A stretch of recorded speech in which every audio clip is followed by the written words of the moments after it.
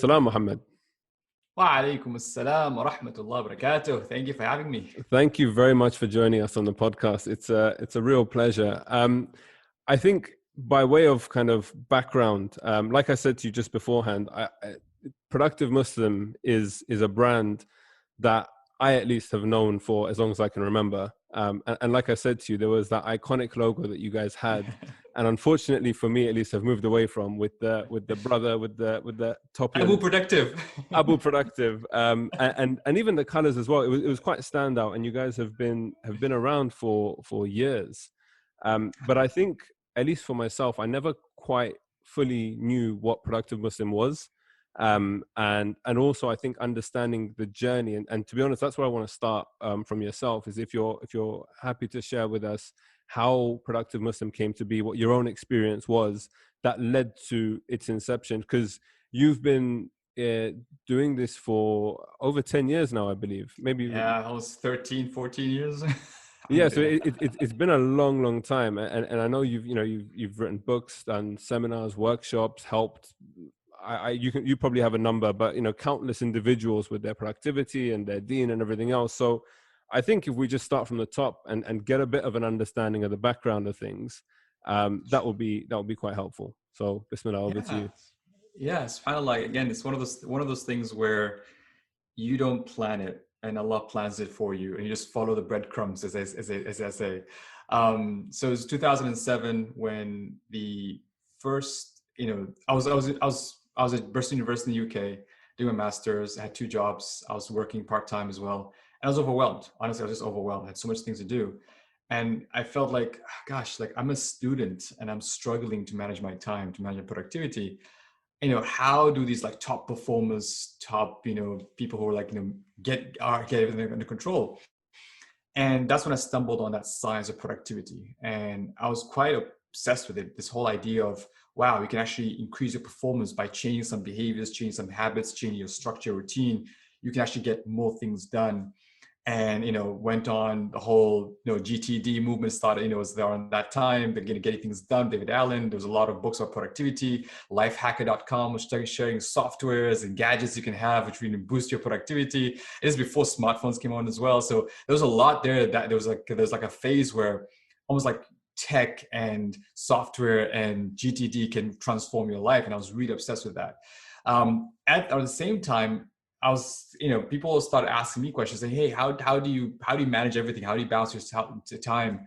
And that's what like, I could actually sort of start teaching this stuff, or I could share what I'm learning. But it was one November morning, it was a cold November morning, 2007, where again, it's where Allah subhanahu wa ta'ala plans his ideas for you. The two words productive Muslim popped in my head when I woke up in that morning. And I don't know why. I've never thought of starting a blog. But all I remember is after praying Fajr, I came home and I just registered the domain name productiveness.com. And then first I got excited. Oh my God, it's going to be the muslimlifehacker.com, right? We can like share like tips and gadgets and softwares and all this tech. We can just ride this wave from a Muslim perspective. And I was really excited. I remember telling my flatmate, hey, let's do this. And he was like into gadgets, like, all right, we'll share the best tools and gadgets. And then after a while though, I shut the website down. It's like, it's a stupid idea. Who's going to read this stuff? Forget it, right? And 6 months passed and didn't do anything. I graduated, realized the big bad world is waiting for me. I graduated at the height of the financial crisis. Great time to graduate with a finance degree as well. And two things happened. I think one is, I always say this is a 10-year-old boy, which I credit. Literally, he emailed us and said, hey, where's your blog? You used to write really awesome articles. I'm like, wow, I have a true fan. Like I feel touched. Let me just like jump into that. But then the second idea, which kind of really shift this whole perspective, was there's a hadith for Rasulullah sallallahu alaihi wasallam that said, "Burika li ummati fi bukuriha." There's barakah in my ummah in the early hours. And when I first came across that hadith, it kind of hit me like a brick wall, because here I am. When I first started Productive Muslim, my idea, at least at that time, was to share the productivity science I was importing from Western values, and just kind of share the Muslim world. Like, hey, here's how I can become more productive, and here's GTD, here's David Allen, and here's Lifehacker. What hadith kind of struck me was, wait a second, what is it in our own faith? I mean, productivity in general, it's a good thing. But what is in our own faith that talks about productivity? what is in the own, where in the Quran, where in the Seerah, where in the Sunnah that we can find these ways of living? And how much does it agree with the modern science of productivity, and how much does it disagree and challenge the modern notion of productivity? And it became this obsession, this question of how does spirituality link to peak performance? And that led to the sort of the years of journey so far, alhamdulillah. It's really interesting. You talk about this, looking for something that's quite contemporary and current in Islam. And it reminds me, a couple of episodes ago on the podcast, we were talking about modern day spirituality. And, these modern books, The Monk Who Sold His Ferrari, The Surrender Experiment. I always talk about these two specifically because they're the two that I've actually read. So if people listening have heard the previous episodes and have heard these books mentioned time and time again, it's because it's the only ones I know. But, we looked at we talked about that. And again, I asked the question as to whether we have similar lessons and depth, I guess, in terms of in our faith and in our tradition. And so it's interesting that you went through the same journey, looking at kind of very specifically productivity. And I guess for me, the question then is, what did you find? Was there anything? Yeah. Was there anything of note? Was there anything that I'm guessing so, if it's been 13, 14 years and the website's back up. Alhamdulillah. Yeah, it's interesting. Again, it was a couple of things. Some things which there was two parts of this. One was kind of going our own faith and looking at productivity from an Islamic worldview, right? Because we talk about worldview or mental models. If you think, there are certain almost paradigms that we kind of see the world through. If I was a mainstream productivity expert, my paradigm is I want to increase the economic value of the human being. I want to make sure that he squeezes as much stuff done, as much economic value from his time to get things done. And yes, we'll squeeze in life and work and family and everything else somewhere after that kind of thing. That's kind of the traditional productivity science, where it's all about wake up 4 o'clock in the morning so they can, get a head start and check your emails first. I'm like, great.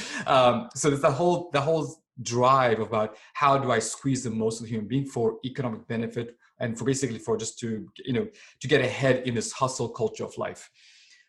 When we look at Islamic perspective as well, again, the purpose, if we start from the purpose of life, and the purpose of life is to be a abd, to be a slave of Allah subhanahu wa ta'ala.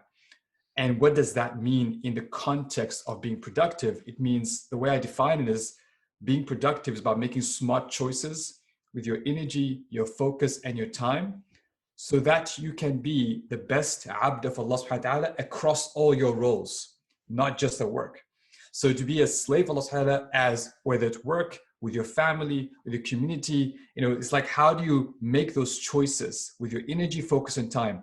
The time you wake up, what you eat, how to focus, when to turn off your phone, when to take a nap, exercise or not, all those smart choices you make throughout the day, energy, focus, and time, then you translate in you being able to be that slave in the moment, slave of God, across your roles, whether it's at work, whether it's with your family, with your spouse, with your children. And I think that holistic definition of productivity is what Islam actually offers to the world, versus the kind of the hustle culture approach to productivity. We call it the Barakah Culture paradigm of productivity. So that's one major thing that I feel like, we're adding to the science of productivity versus kind of just trying to translate what's out there. The second thing. Oh, sorry. Please go ahead. Yes, go ahead. I was going to say, just before we carry on, can you define exactly what you mean by hustle culture? Because I don't know if it's a cultural thing that is different across the world. Because for me, hustle means to proceed and engage in something with great activity, with lots of enthusiasm. And I'm quite a goal-driven person, and it's not necessarily just about money or the kind of materialistic things. But I appreciate there are lots of definitions of hustle. So for you, what does it actually mean? Thank you. Great question.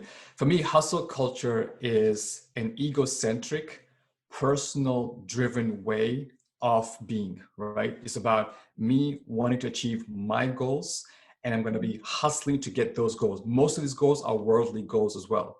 Versus Barakah culture is a God-centric, purpose, impact-driven approach to productivity, and that is hereafter focused, about the long game, the very, very long game.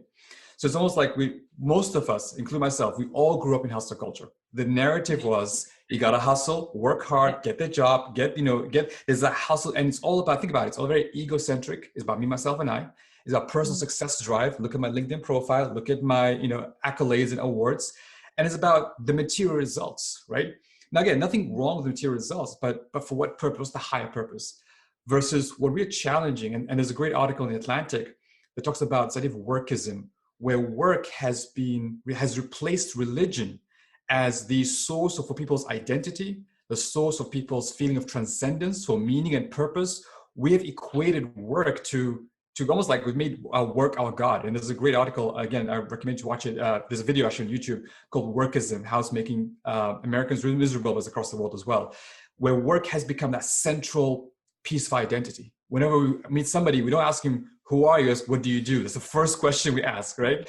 So within that realm, within that, again, a paradigm, productivity is defined to kind of move that hustle culture forward, to move that workism religion forward, so to speak. There's a lot of, if you think about commencement speeches, right? It's all about love what you do what you love, go out there, hustle, and just achieve these accolades, success, which is fine. But again, within the wider context of who we are, what we do, our purpose in life, and where we're heading ultimately, that's what shift needs to happen. Where it's like, I'm not saying don't work hard. You got to hustle in both Barakah and, if you think hustle but work hard, you have to work hard. But the paradigm is what we're talking about. But this is, I guess, this also comes back to the fact that as to how we define success, and in a, as you say, in like a consumerist, worldly society, success is always defined by the job that you have, the car that you drive, the status that you hold in society. Whereas, whenever someone tells you it doesn't matter what you do in life, so long as you're a good person, that's always seen as like this kind of hippie, airy, fairy type approach to life. Whereas, as you say, and again, it's really interesting, these two buzzwords of egocentric versus God-centric.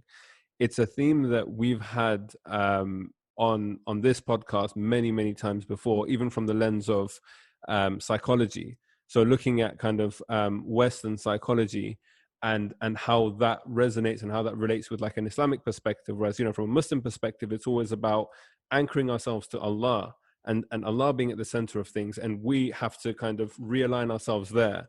Whereas often the perspective from a Western culture is that, no, I am everything and everything has to revolve around me.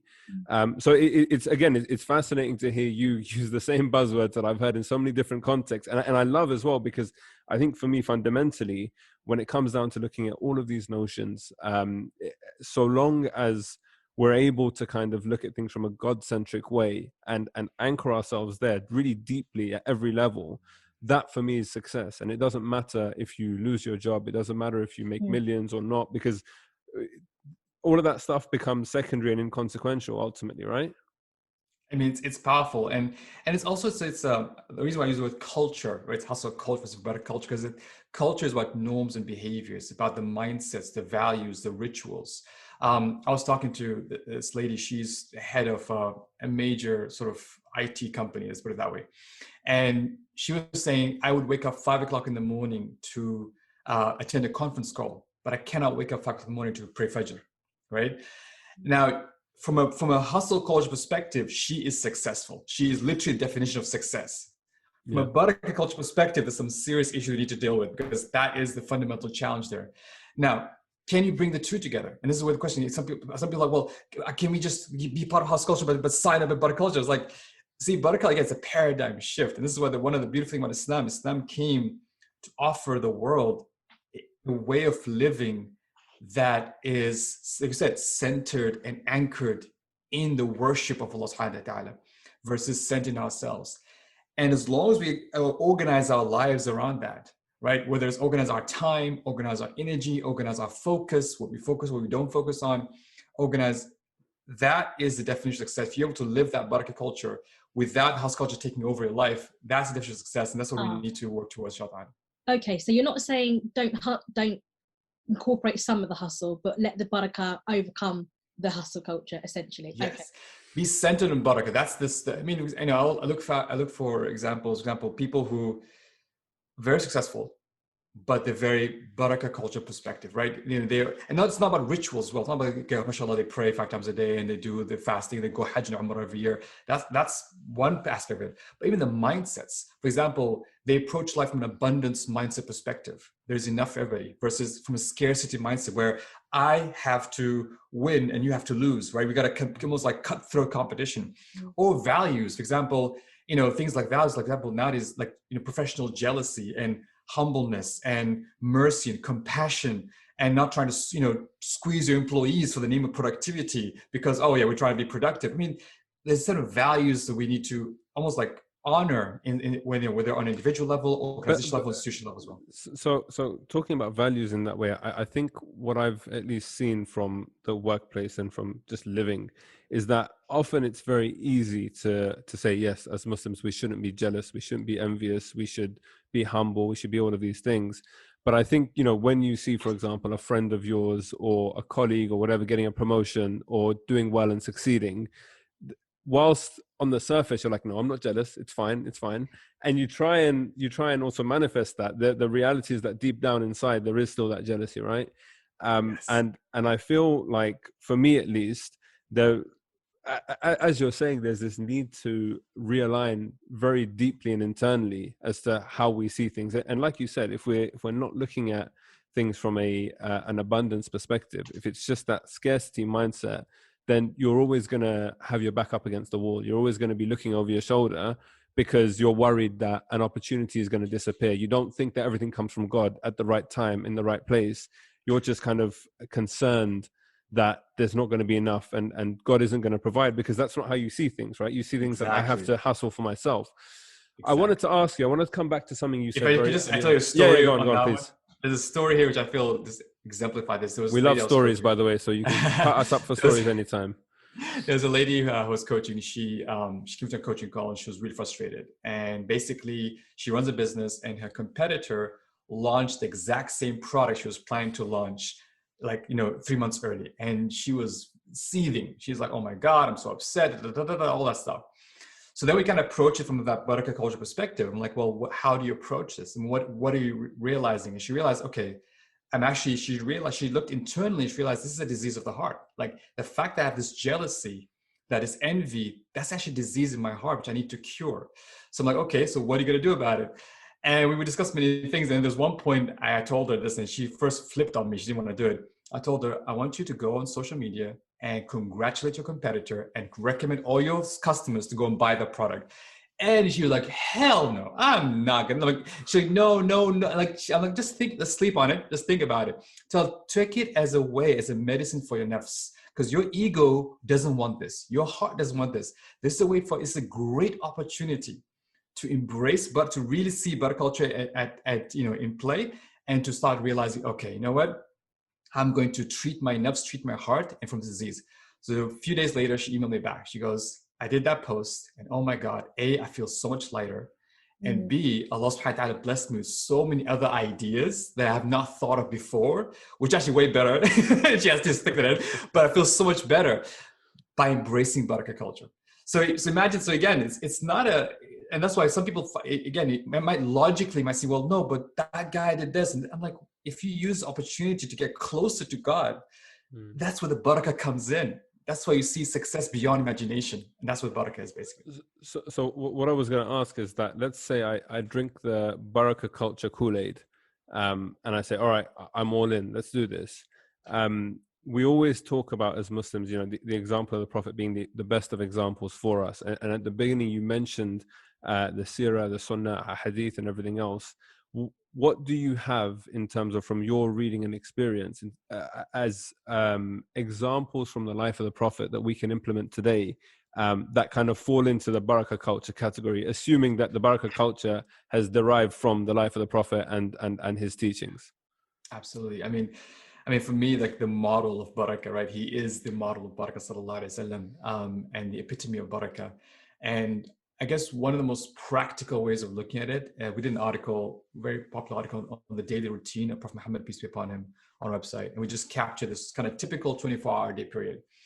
And whenever I share that sort of 24-hour period with people, they look at it thinking, that's it? Like, that's the first reaction. Like, it doesn't seem busy. He doesn't seem stressed out. It's like, but imagine he had the most important job in history, which is to save humanity. If one of us were given the mission of delivering a product worldwide within like 23 years, we'd be panicking, right? We'd be like, okay, let's put strategies. Let's travel east and west. Let's do this. Let's do work. But you see him, from the moment he wakes up until the moment he sleeps, he's very present in the moment. He's there. And B, his whole life, you can tell it's God-centric. One of the most beautiful examples of being present is that, he had, mashallah, he had multiple wives, he had children and grandchildren, he had the whole community. You never hear a single Sahabi or one of his family members ever complain, Ya Rasulullah, you're too busy for us. Or, oh my God, you're so busy. Think about it. Like, my wife complains about me all the time. She goes, you're too busy, you're working too much. Yeah, join the club, man. Seriously. And you have this situation where, like, he's think about a man who's literally, everyone wants his attention, everyone wants his time, everyone wants to be with him. And not a single person complains, not even like a side, like, as a joke, like, oh God, you're too busy. And I started like, why is it? And I realized two things. Number one, he was there. Like when he spent time with Aisha, he was there. When he spent time with Abu Bakr, he was there. When he spent time with any Sahabi, that even Sahabas, some of them thought that they were the most beloved to the Prophet ﷺ because he was there fully, he was present.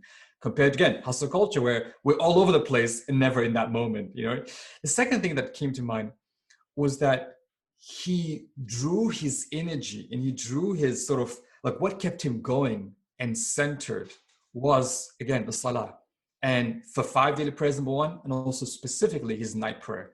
His only me time, if you look at his whole daily schedule, his only real me time was tahajjud. That was like his quote unquote me time, right? We talk about, people that sit back, just Netflix and chill. Like his chill moment is let me get up and actually meet my Lord. And there's a beautiful hadith where once Muhammad was lying next to Aisha, because his skin touched her skin. And, in that moment of intimacy, he told Aisha, can I get up and pray? Like, do you give me permission to get up and pray? That he was so God-centered that's what he was always looking forward to. And because of that, that's where the barakah comes in. Because of that, we see he lived, his mission was for 23 years, but he did what no man could do in 100 years. That's true barakah. The impact was beyond expectation. Now people say, oh, okay, he's a prophet and he's special and we're just, normal human beings. But I'm like, you can tap in a little bit of that barakah. And give you a simple example. When Muhammad woke up in the morning, the first thing he did, was to grab his siwak. What is the first thing we do when we get up in the morning? Grab our phones. There we go. Something simple. If you want to just, it's the modern day miswak, no? I'm sure that's what people say. And think about that think about the mindfulness it takes to get up, grab a siwak, and the first words you utter is remembrance of Allah subhanahu wa ta'ala. Those small things which we tend to underestimate. We think, we think we have to do some amazing feat to achieve peak performance. But those small things infuse so much barakah in your day that you think, oh my goodness, I feel, and nowadays even particular circles say protect your first hour. If you don't check your phone first hour in the morning, you'll actually be very productive. So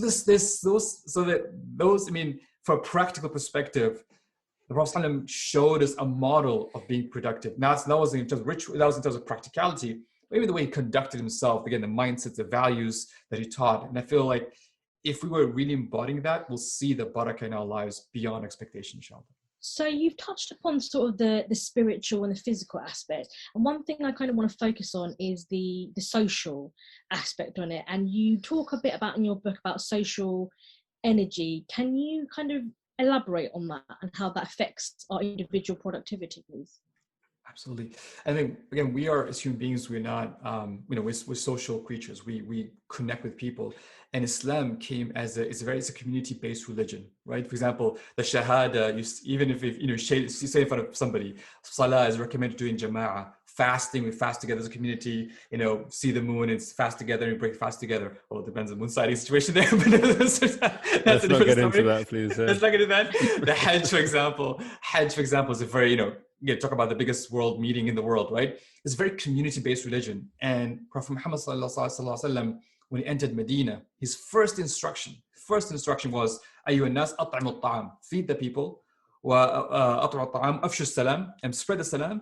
And then the last one was وَصَلُّوا بِاللَّيْلِ وَالنَّاسُ نِيَامٌ, pray at night when people are sleeping. So the first two instructions, his first act as the new leader of Medina was two of them was social and one of them was private.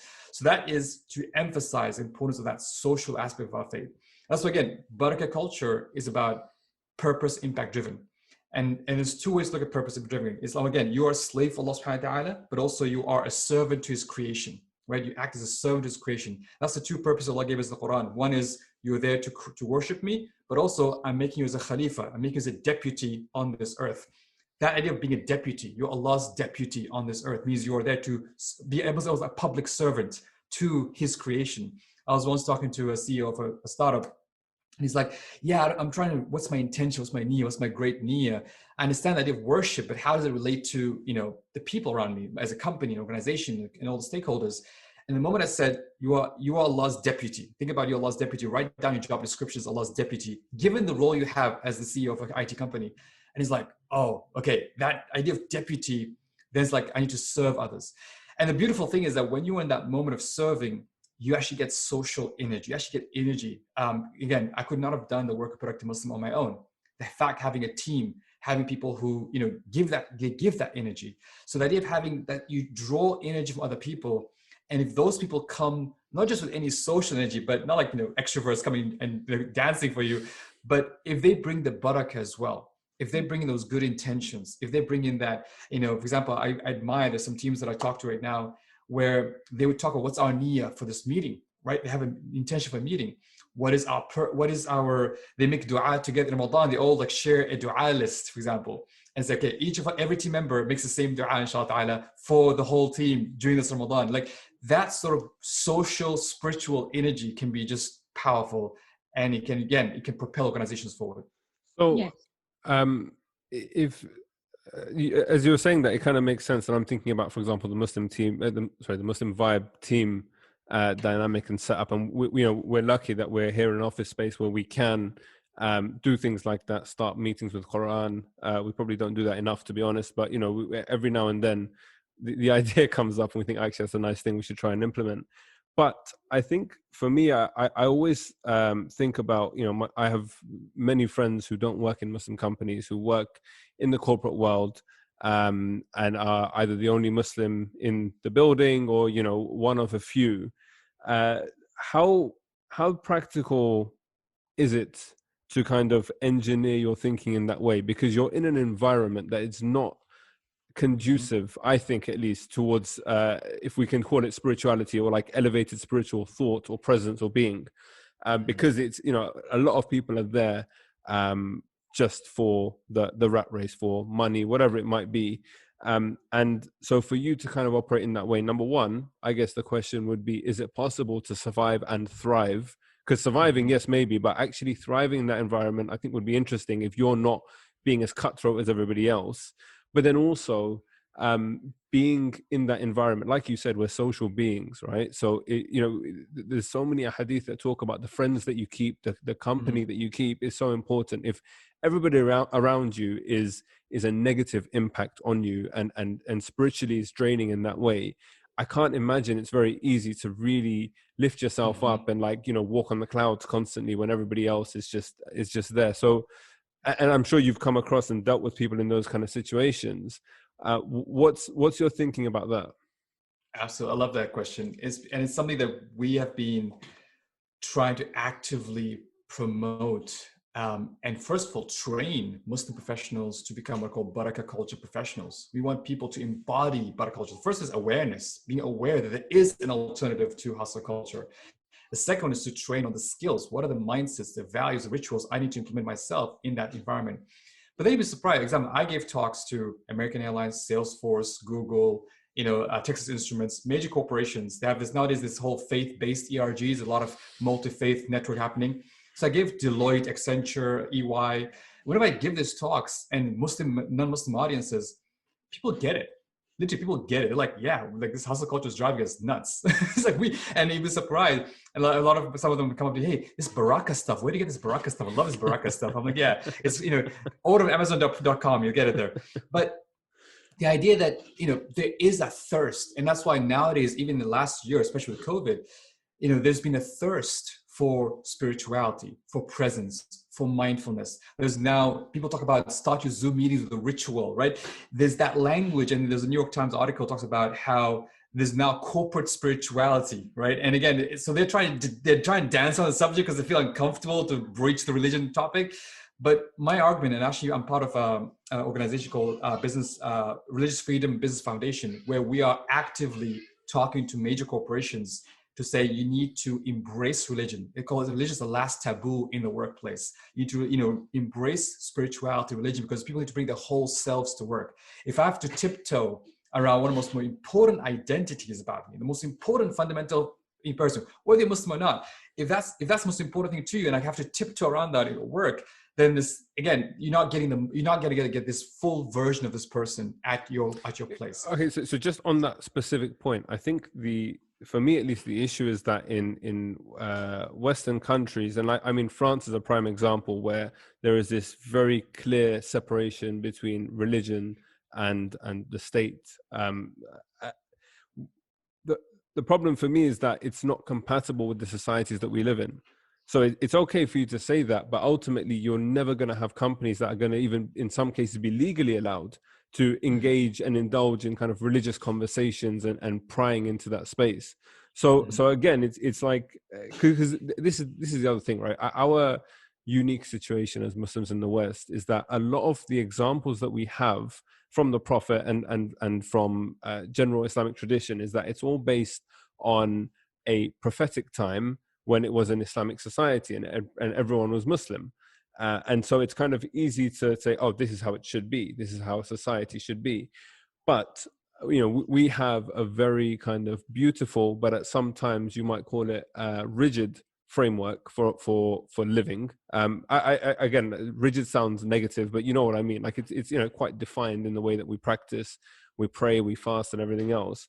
And that's not always necessarily compatible. So interestingly, in fact, the last podcast, we had a brother called Sadiq on, and he was talking about his experience working in the kind of corporate world and trying to get a job. And one job he didn't get, for example, because he was introduced to the team and they tried to take him to the pub. And he said, oh, I'm not going to go there. He had pretty much got the job. The recruiter had said, you're pretty much in, you just need to meet the team. And he refused to go into the pub. And then he got a call back like 2 days later from the recruiter saying, yeah, it was like a mismatch of culture or something like that. So sorry, it's a bit of a long-winded interjection, but you know what I mean? Like there is this like very fundamental core incompatibility that we need to address, because I don't think it's as straightforward as just like, oh yeah, change your mindset and it'll all work out. Absolutely. A couple of things, points. Number one, when we say that we cannot compare prophetic time, I think there's maybe a sort of correction there, is that Prophet Muhammad stayed 10 years in Mecca. I feel like Muslims in the West, if they want to compare themselves to the Seerah, they should compare themselves with the Meccan period. Yeah. Because that is an example of how the companions and Prophet lived in a largely non-Muslim society, number one. So that could be a good model, what happened, how they conduct themselves. Number two, and again, sorry for saying this, but I feel like as Muslim professionals, we have an inferiority complex where we feel we are less than, and what we have is not valuable and not important enough to kind of hold on and to say, this is fundamental. I was talking to a doctor, NHS doctor, and he goes, I'm just struggling to pray at work, because even though NHS and no problem, and in fact, they have a place to pray, but confidence, like, oh, I just feel I just don't talk about faith, religion, is uncomfortable, and like, is how important is prayer for you? So there's almost like there's an inferiority, lack of confidence factor that we need to overcome as Muslims. Like, actually, this is fundamental. This is the most important thing of my life, and I need to structure my life around that. Number three, we need more. Again, I feel like sometimes we feel trapped. This is more on a fundamental level. We feel trapped in this notion of where is risk coming from? And we feel like our risk is in the hands of our bosses, our risk in the hands of corporations, our risk in the hands. And I feel like that's why I'm actually a big advocate of Muslims having their own businesses, having a side hustle, and not relying on a single income where literally they can, dictate your life and become a slave to the environment. with all practicalities, aside, this is one of the challenges of us. It's like we've kind of bought into this is the narrative of life, and if I don't subscribe to this narrative, I'll be poor and destitute, and I won't have any. I can't feed my family. No, we just challenge the narrative. And finally, I want to say is that unless we embrace Barakah culture, it will become victims of hustle culture. And I've seen examples of people, almost like you lose your soul, literally. And then you try to justify it. Oh, I was trying to feed my family. This is for the job. I was trying to pay the mortgage. And after a lifetime, when you hit 50, 60, 70, you look back and you realize, was it all worth it? Or did I lose something along the way? I want to let Rukshana jump in quickly, but before that, I have one quick question. So again, you're talking about Barakah culture versus hustle culture. Do you think it's a binary choice, or is there a gray area in between? Like, can it only be Barakah culture, or is there like a hybrid version that is better for the environment? That's like saying, do more miles to the gallon? Do I choose being a 50% slave of Allah Ta'ala or 100% slave of Allah Ta'ala? All of us on a journey. I'll be honest. We're all in hustle culture in one shape or form. It's like I said, we live in a society where hustle culture is a dominant way of living. And what I'm trying to say, we need to transition, right? I'm not saying it's gonna be like wake up in the morning, all right, that's it, I'm Barakah culture today, and boom, like everyone's like, whoa, what's going on here? It's gonna be a transition. But as long as we actively make that transition, we consciously make that transition. From the moment we wake up until the moment of sleep, we're thinking, what are the choices I need to make? What are the words I say? Do they represent Barakah culture? And kind of like really think through that. And trust me, it'll be very clear. Also, talk about personal branding. I feel like as a Barakah culture professional, there's a doctor who, he's a chief hospitalist. So he runs a hospital here in the US. And he went through our programs and he said that he'll give you a simple example. He was saying he had to give feedback to his team members. Now, normally those conversations, they're very, giving feedback, and it was not very good feedback but the person who came, they had tears in their eyes. And like, why tears? Like, this is the first time I'm getting feedback where I felt that the person giving me feedback was sincere and wanted me to be better. And where did that come from? Where did that sincerity come from? That sincerity came because he said, before this meeting, I made dua, prayed istikhara, and asked Allah to guide me. How can I give feedback in the best possible to this person? So they brought this barakah in such a beautiful way, to the point where even though he didn't say Allah, didn't give a da'wah, didn't give like a whole lecture, this person felt it. Like, something's different here. This is not the normal way of manager, direct relationship. That's what I mean. So again, it's about how do we embody these values versus just outwardly have them without, and people will see that and like, hey, you want to be part of that, versus trying to hide it and feel uncomfortable about it, basically. So I kind of want to go into the sort of common pitfalls and things that can arise from trying to be productive, because whilst I agree with the majority of your kind of processes and your thoughts, I kind of wanted to ask, do you think it's equally realistic for both Muslim men and women to have the same amount of time to be productive? So for myself, I can only speak of my culture, my experience, and women that I've spoken to. A lot of the responsibilities falls on, particularly in the British Asian community here, falls on the women. So women are also working, they're doing all the washing, the cooking, the cleaning, the house chores. And so usually they're trying to squeeze a 35-hour day within 24 hours. And then they slack on their prayers, and we have very open discussions about it. And obviously, I'm not saying that all men sort of shirk their responsibilities, because I don't want to sort of categorize people in one sort of group. But how can we make sure that the productivity is sustainable for both men and Muslim women? Brilliant. Great question. It's a conversation I have with my wife all the time, I'll be honest. It's because, we have got 3 kids. We both work from home. My wife runs a business. I run a business. And it's almost like having that discussion of, first we start centering our lives. Like, what is the most important thing in our lives?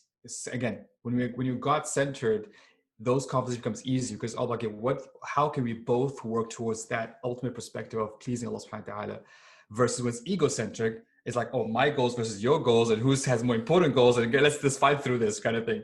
So that's number one. Number two, it's having that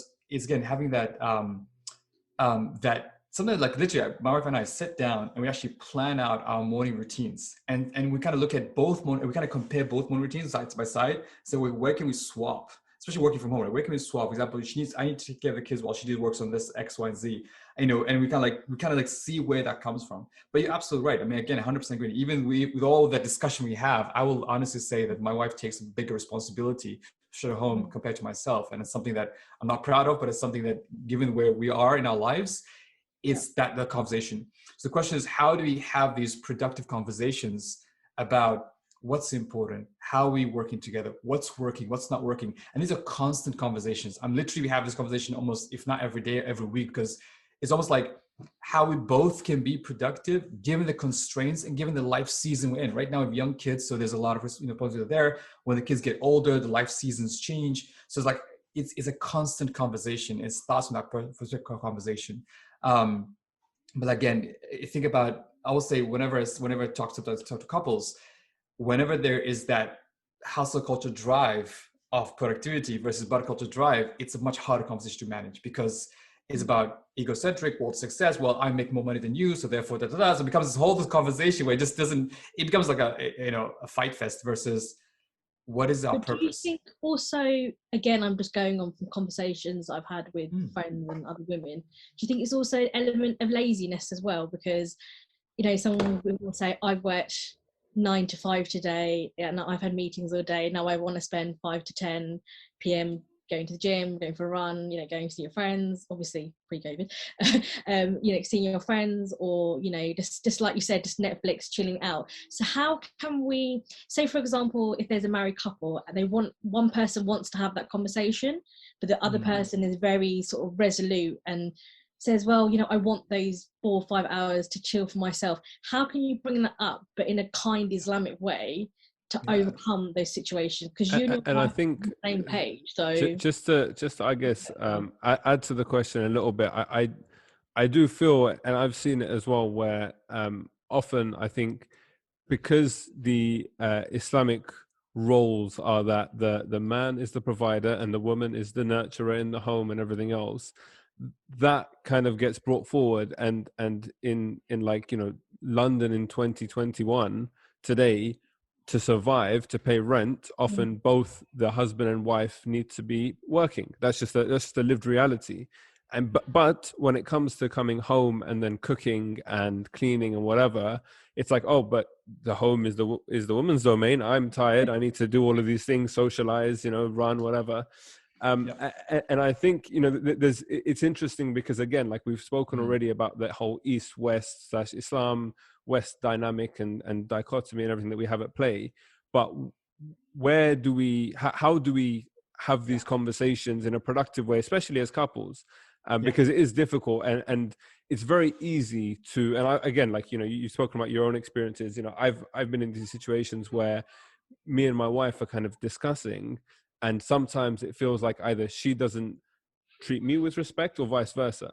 And it's very easy to kind of trigger each other into anger or being upset, but that's not the intention. But I also do know that that's ego at play, either from the aggressor or from the victim. It's, you know, either way, it's like you want to have a kind of God-centered conversation, but it's very easy to slip back into the whole egocentric thing.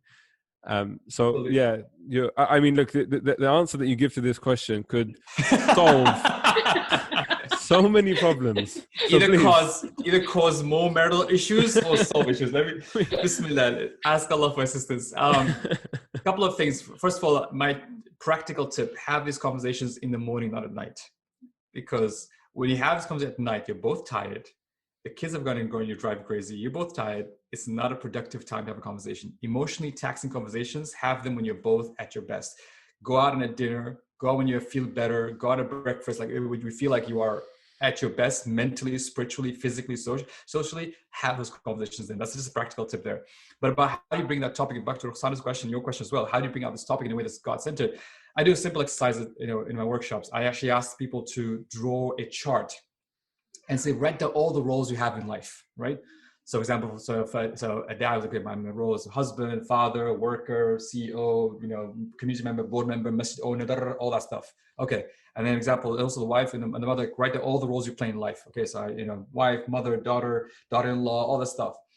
And then I'll say, give yourself a score from 0 to 100 on that role. How well are you performing? Give yourself a subjective score. You're not supposed to, don't give each other the score because then you'll everyone bash each other. Give your own subjective score, how you feel you're performing in that role. So they start, some people with 40%, 50%. And then I ask the question is, okay, which of those roles are mandatory, like are important, like things that you can't let go? For example, being a father, right? You can't just shrug and just run off. Well, inshallah, hopefully don't, right? And then being a mother or being which responsibilities I feel like these are mandatory roles important, which are elective roles that you choose, right? For example, I'm a board member of a community program, or I'm involved in some volunteering. These are elective roles. Okay. Now, once you have that, you understand you look at your roles, you look at your performance levels, you understand which are mandatory elective. Now, the next question comes is, okay, what is the haqq of that role upon you? What is the haqq? What is the right that you'll be held accountable for on the day of judgment for that role? So for example, let's say for a father, the haqq is you provide, even things like choosing the right spouse, giving tarbiyah to your children. These are haqq. Allah will ask you about this question. You'll be held accountable for those questions. And I use that's your minimum performance level. So say, am I fulfilling the haqq of this role, right? Am I fulfilling the haqq of this role? If I am, let's say, you're great, mashallah, if you're a mom who, mashallah, every day she goes all out, that you're doing ihsan in your role, great. If you're doing less than that haqq, then then you're going to need to work, again, need to work out something. Now, the challenge becomes is, okay, let's say you discover there's some gaps. Some roles you do really well, you're going above and beyond your role, and some roles you're doing less than. The next question is, again, since you have limited energy, focus, and time, how can you rebalance your roles? Meaning, some things need to drop, some responsibilities to drop, especially the elective roles. Number two, some things need to reduce your performance in one role in order to increase your performance in another role. For example, I was talking to an author and a doctor, mashallah, amazing guy, and he realized that my kids are reaching 7 years of age. And I feel like these next 7 years from 7 to 14 is so critical for me as a father to be involved. So he said he actually cut down responsibilities, including some of his writing, to focus more on his role as a dad. So he saw that balance where he said, I realized, okay, given the season of life, given the context I'm in, for example, if one of our parents is getting old and sick, we need to reduce our performance in one role and to increase our performance in another role. So I feel like it's having that dynamic conversation. These are not set in stone. Okay, from 5 o'clock, 6 o'clock, I'll be on Netflix. Don't disturb me. No, these are dynamic conversations based on the roles you play in life, based on your performance levels, based on the haqq you'll be held responsible for, and saying, well, how do I recalibrate this for both couples? And I hope that starts the conversation at least in the right direction, inshallah. Thank you. We'll let you know based on feedback if you've healed marriages or broken them. One thing I really kind of want to talk about is so for me personally, since I've started a family, I used to constantly be on the go. Obviously, like it was just not nonstop. I feel like I still am in some aspects, but I try to make sure that for me, productivity doesn't necessarily mean I'm always doing something. And if I'm constantly doing something and I don't give myself, I try to have at least an hour downtime a week to myself where I'm not doing something for somebody else. And I kind of feel like there's this common misconception that if you're not constantly doing something, you're not being productive. But that hour to myself doing something means that I'm more productive in the long run for the rest of the week. And you go through this sort of list of what productivity is not, and I think they're really interesting. Could you kind of elaborate on them for us, please? Yeah, talking about productivity it's not about being busy, right? We kind of equate being busy with productivity. Again, that workism culture, the idea that busy is a badge of honor. Like, how are you? Oh, busy, right? If someone says, how are you? Like, I'm okay, I'm not really busy. Like, what's wrong with you? Are you okay? Are you like unemployed? What's going on in your life? Like, why are you not busy? Like, right? It's a very cultural thing. We've kind of equated that with status. In fact, one of the anomalies of modern day life is that even rich people work longer. Historically, think about it, rich people, they just sit down, not do work. They'll just get people serve them. But now rich people feel the need, because that's part of a status symbol, to work and keep on working, being busy. So that's number one. That's the first misconception. The second misconception is that productivity is not an event, right? You don't wake up in the morning, oh, I'm productive today, right? You're like, wow. It's not an event, it's a process. It's a process. Again, remember the constant process of realigning energy, focus, and time across all your roles for the sake of God, right? This whole process, which means it's constantly evolving. my routines change. So I'm not like a robot, 5 o'clock, 6 o'clock, I do this. Routines change. In fact, one of the benefits of beauty of Islam, the fact that the daily prayers change with the seasons, it's forcing us to change. I know people find annoying. Oh my God, why do prayer times change? I want to just like, why can't it be set time?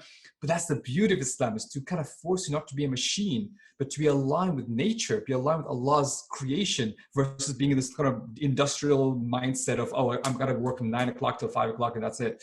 The third thing that Project is not, is that, so it's not event, it's an event, not a process. So it's a process, not an event. And it's not like, what was the third thing? I forgot the third one actually. what was like not an event? Want to see? I mean, viewers look to write the book. Productivity is not boring. That's fine. Not boring. I was going to say we can hold back the third one for the book. You got to get the book to hear the third point. I avidly read your book. I remember you saying productivity is not boring. I've got my notes here. Yes, it's not about. Yeah. Absolutely. So that's not what I mean. That it's not about, again, people, oh my God, it's a productive person. He doesn't chill out, doesn't relax, doesn't have fun. Like you said, like I love cycling, I love baking, right? These are my ways of, again, you might think, oh, like that's still being productive, still doing exercise, not like sitting down watching Facebook. But for me, that's my downtime, like how I'm intentional about my downtime. And back to your point, and this is where it comes back to intentions, where the beautiful thing about Islam is that the intention is so important. You know, if you put food in your spouse's mouth, that is charity. If you hug your children, that is charity. That's you being productive. Really, that's like, if you talk about charity, that's you being productive. So you start realizing the power of intentions, and how even the moments of your downtime, what's the intention behind that? That by itself is actually, so you don't feel guilty or shame. Oh my God, I'm wasting time. You know, I'm being intentional and I'm being rewarded for this time, because Allah subhanahu wa ta'ala, you know, is giving me a reward for this, even this downtime. And that's why you feel good. You feel like, alhamdulillah, I feel great. You come out fully recovered, versus being always stressed and feeling guilty about your downtime. You know, yeah, definitely. Sorry, Salim, go ahead. No, I was just going to say, this is something that I realized as well. I think it was last year or the year before, where I've always wanted to kind of do something with my time and make the most of every moment that I have. And I found myself at one point incredibly stretched. So I was volunteering with loads of things. I was running the Muslim Vibe. I was running another business, and it's like so I was busy. I was very, very busy, but I wasn't productive. And so even, you know, my wife, for example, would always feel like I wasn't giving enough energy at home. So I was there maybe physically, but mentally I was so drained and tired that I wasn't able to kind of give anything. And so the process that I went through was exactly what you said. Maybe not as almost God-centric, but it was more like practically looking at all the responsibilities I have and saying, okay, which ones can drop? Like you said, I can't drop being a father. I can't drop being a husband. At the moment, I can't drop the Muslim Vibe, for example. Maybe in the future that might change. But then looking at the ones that were on the peripheries and saying, all right, this one I can probably get rid of. And I think for me, at least, the frustrating thing initially was the thought that I want to make the most of my time, especially, you know, when I'm in my relative youth. I say relative because I know my white hairs are starting to kind of take over my head now. But I wanted to make sure that I was making the most of my time. But what I realized and something I've come to learn through the Muslim Vibe by meeting so many incredible people, is that unfortunately there are a lot of people who are very successful activists, writers, authors, speakers, and whatever else. But when you dig a little bit deeper, often their personal life is in tatters. And I know someone that, like, I think it was Eid, and I was like, oh, you know, like, what are you doing on Eid? And he's divorced or separating. He's like, oh, I wanted to see my kid, but I couldn't because I had XYZ to do. And he said that with like actual pain in the way he was saying it. And I realized, like, you know, you can look at somebody on the surface and see that, oh, they're so productive. They do so much, you know, they're so amazing at XYZ. But I don't know how you guys both feel about this, but I've come to the realization that actually true success for me is about balancing the responsibilities and the roles that I have today, and being able to give as much to each of those. So if it's just, for example, my capacity as a father, a husband, and if I was in full-time employment, just those three things, and that's it, and I don't have time to volunteer at the mosque to do this and that, then that's okay. There's nothing wrong with that. And I think, you know, because we're so drawn into the kind of worldly success dynamic, that actually you kind of forget the bigger picture, which is like there's no point having 10 million pounds if your kid doesn't know you, or your kid does, I mean, you're not giving your kid that kind of love. But it's as you say, it's a journey and it's a process, right? And sometimes it's quite difficult to go through that realization and to actually sit and doing that thinking, because that's what I had to do. I actually have to sit down and think, right, how do I try and be more? And I'm still not at 100% in any of my roles. I don't think anyone ever is. As you say, that's like prophetic levels, right? Where you're every conversation, you're 100% there, and people get that energy, and you can do it sometimes. But it's about finding that balance. Anyways, that's my mini sermon over. I apologize. No, mashallah, it's very powerful. And it's a realization that, again, I wish people take more time to rethink. One thing that I've done personally for me, because again, running a business and family, is I've created a small, like three brothers that we're part of, like a small, like a mini, called a mastermind or a suhba, where we hold ourselves accountable. And our goals are very low. Like, you know what? Let's reach old age and we're all not divorced, and our kids love us, and our business is still intact. Like, if we get that, we made it. It's not an easy thing what you just said. That's not easy at all. But yeah, no, inshallah. It's like, but that's the idea, like having the suhba as well, like having the journey. That's why I love Surah Al-Asr. Surah Al-Asr, Allah says, "Wal asr inna al-insana fi khusr." Mankind is in loss, right? It's a losing game, and it's illa, except. The scholars say if he did not put illa, it would have been a very depressing surah. But the fact is saying, by time, mankind's in loss, except, and you're like, okay, who are the ones who are going to make it? And then he goes, those who believe, those who do righteous deeds, and those who enjoin each other, right? And that's why I think that the Muslim vibe is like part of enjoining towards truth, enjoining towards patience. Kind of like, all right, let's do this. We can move it step by step, day by day.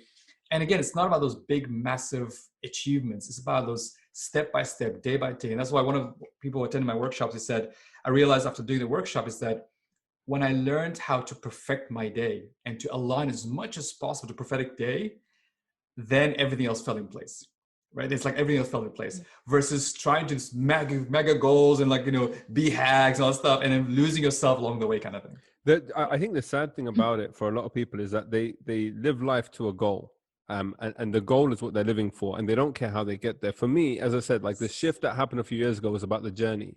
So as long as every day I'm working towards my goal, I don't mind if I never reach that goal. And I never think I will, because especially for like the Muslim vibe, our goals are not like, oh, hit 1,000,005 followers, because we can do that. That's a number. But our goal is never tangible, and it's always really far away. But it's exactly. But this is the thing. People need to re-anchor in that way. And it's not easy. It's not easy. I was talking to a few organizations when OKRs, right? Objective key results, classic object goal setting set up by Google, I think. And I thought, we shifted. I was talking about Muslim business. Let's do IKRs, intention, and then key results. Like, what's the intention? And the beautiful thing, about intention is that one thing that I've started to learn is that the stuff we want in our life, maybe you won't do it, but you might start something that your kids or grandkids or 5 generations down the road might actually achieve it. But what would you start today? That's the Barakah culture. It's about long-term thinking. What would you start today that you can, inshallah, maintain and be a fruitful thing for you for generations to come? That's why one of the most Barakah institutions that we've lost in the Ummah is the Waqf institution. Waqf institution, this is one point that says like 6 to 7% of the Islamic civilization economy came from Waqf institutions, which meant social safety nets, free healthcare, free education for society, because of the idea of a Waqf, the idea of a trust you put in Allah subhanahu wa ta'ala. That is, again, that's on a civilizational level where Barakah culture is leading versus, again, like you said, trying to fit everything within 60 years. And then if things don't go your way, you feel like, dang, I messed up. And if things go your way, is the other flip side. We say, oh, I did it, right? It's me. I made this money, I made this wealth, I'm the smart guy, versus realizing, hey, wait a second, that's Allah subhanahu wa ta'ala who gave you permission. Just be humble, right? Don't attribute success to yourself. So it's both sides as well. Yeah, so I kind of agree with you, particularly about I think, again, I've learned my definition of success has definitely changed over the last 10 years. I think probably it was a little bit more egocentric, if I'm completely honest. And success for me isn't just about what role have I got, how much money have I got, what house have I got, and it has changed. And I think particularly over the pandemic, people's perceptions of productivity and the pressures have changed. And with that, so say for example, I used to mentor quite a lot. and life took over and I haven't done it for a while, and now I've really joined schemes in the UK where I'll be mentoring people. But again, there's probably a little bit of a selfish intention because that's for my own spiritual, energy, and I'm reconnecting with other people, and I'm helping them. I'm not getting anything monetary out of it, so to speak, but I feel like my faith is quite strong, so I'm quite in line and in tune with myself. But for people whose faith might be wavering, and that happens to everyone at some point, no judgment, how can you make sure you're still a productive Muslim when you feel like your faith might not be strong at that time? This might sound like a weird answer, but say give up control. A lot of us, we want to be in control of our lives, control of our time, control of everything. And I want us to get in that position of being a slave to our master, to our creator, in the true sense. Regardless where you are on the spectrum of how religious you are or not, how practical you are not, is to give up control and to realize what the metaphor gives, like a gardener. And the gardener, they plant the seed, they work hard, but they cannot guarantee the fruits, right? And Allah subhanahu wa ta'ala in the Quran says, Surah Al-Waqi'ah, أَفَرَأَيْتُمْ مَا تَحْرُثُونَ أَأَنْتُمْ تَزْرَعُونَ وَنَحْنُ الزَّارِعُونَ. Do you see that seed which you sow? Are you the one who makes it grow, or are we the grower? So Allah's putting the spotlight, like, of course you're the one who makes it grow. So sometimes it's the idea that you put in the intentions. What is it you want out of life? What are the intentions? Like, it's like, when we do the exercise, like, as mentioned earlier, do the exercises that Salim was talking about, the idea of rethinking, you're recalibrating, think about what you need to focus on, and say, what's my intention? Turn to Allah sincerely. So Allah, like, these are my intentions, help me fulfill them. I'm your slave, you're my master, guide me, show me, and I'll follow the breadcrumbs, as I mentioned, and Allah's trying to open the doors for you, inshallah.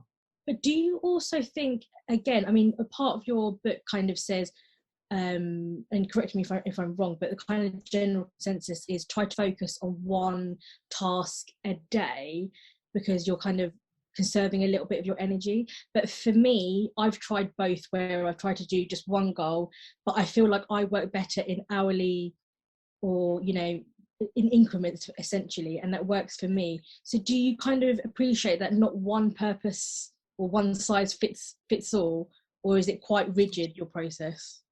No, absolutely. Again, I think as you coach more people and you work with more people, you realize there's definitely variety. This is the beauty of humanity and human beings, that each of us brings their own flavor thing, but we're all turning towards Allah subhanahu wa ta'ala, how best we can serve him. Yeah. One process that I've maybe refined over the years is, instead of having an MIT list or most important tasks for the day, I now have a MII list, most important intentions for today. Okay. And the intention is not about to-dos only. Some of the to-dos, for example, my intention is to, let's say, launch this product or to send this email, but also to be, like, today, my intention is to be more kind to my children. My intention is to be more present with my wife. Like, kind of like, what's your intention? And I feel like that has helped me a lot. Where before, when I end of the day, if I don't do my to-do list, if I don't knock out those things, I feel like, man, this is not a productive day. But now I'm like, if I sincerely try to my intentions, even if the things don't work out, I'm like, I feel like I made progress in that intention. I've actually, and that has been a transformative experience for me, alhamdulillah. And there was another thing I just kind of want to briefly touch upon, which actually I hadn't really thought about, is productivity after death. Because obviously I was just thinking of it mainly in the physical sense. And you were saying that it's important to, invest in your children, invest in an ongoing charity, and invest in yourself as well by writing a book or YouTube. I was particularly interested in the children aspect, and investing in yourself, and what you meant specifically on that. Absolutely. I mean, I feel this ultimate productivity is to, you think about it, if you know where you're going, and you know that, what, let me put the investments here now, so that even when I pass away, those investments still reap rewards for me. And Muhammad gave us the guidelines, said, 3 categories: children, ongoing charity, and beneficial knowledge. So with children, fascinating. You think, okay, just have lots of children, shout out, they'll pray for you. No, that doesn't work that easy. It's imagine it's raising your children in such a way that when you pass away, number one, not only are they, shout out, good Muslims that they pray for you, but they love you so deeply that they'll continue to pray for you after. It's like, okay, mom is dead or dad's died, alhamdulillah, may Allah forgive him, and then forget about you next 20 years. It's like they love you so deeply that they continue making dua for you, and they continue carrying on the legacy that you've started. That for me is the kind of like, talk about, again, success. That is ultimate success. And maybe even passing it on to their children. I know people who for generations make dua for like the great-grandfather and the great-great-grandfather because of what the barakah and the khair that God taught them. So that is where it's something else, right? It's something else. And also, even for those who don't have children, is to think about, for example, how can you take care? It could be nephews and nieces, could be orphans, could be, think beyond just the biological children as well. Because those are children that can pray for you as well, and they can make dua for you, and help also support you as well. So it's about thinking also, when I wrote that chapter, I wanted people to think beyond the normal traditional advice. Like, okay, fine, children, and then I'll pay for a well in Africa, and also I'm going to do, and publish a post, a book. Think beyond that. Like the Muslim vibe is a great example. How can you build the Muslim vibe as an institution that lasts generations, lasts 1,000 years, right? Those are the conversations you can have among the team, and become sadaqah jariyah for all of you. So it's like that perspective also needs to be involved. I think for a lot of people, I think we think of it as legacy, like what you left behind. But then again, that's actually quite an egocentric thing. I'm learning. It's quite an egocentric thing. So I hadn't really thought about how it's going to continue to be more, it's crossed my mind, but the fact that I was using the word legacy before rather than productivity just shows that, a lot of us do need to kind of shift our mindset. And I just want to end it really on one last thing. Obviously, a lot of people and our listeners, we're all struggling and going through our own sort of battles or have during coronavirus. And we may feel like our productivity has either peaked or dipped.